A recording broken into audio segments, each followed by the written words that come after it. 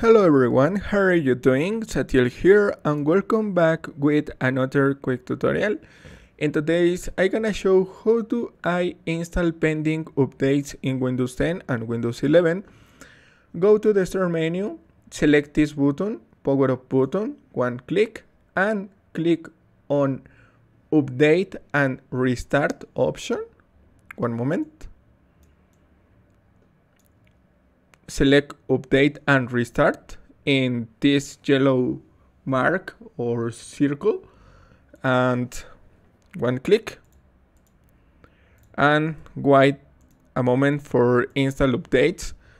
Working on updates, any percent complete.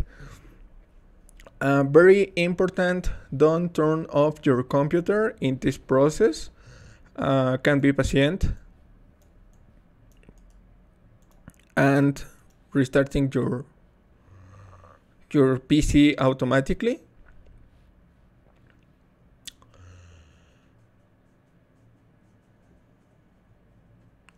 Working on extra updates after downloading extra package for Windows.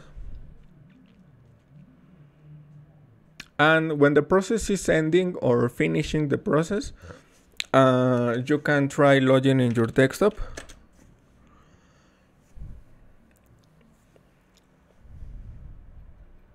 And this is all. Your Windows has been updated successfully and not pending updates in this case. And you can try go to settings, select update and security. Select Windows Update and check for any other update in this version of Windows. And this is all. Thanks for watching. Don't forget to subscribe and see you in the next tutorial. You are up to date. Last checked today 2:13 p.m. and this is all. Your Windows has been updated successfully. Thanks for watching, don't forget to subscribe and see you in the next tutorial. Bye.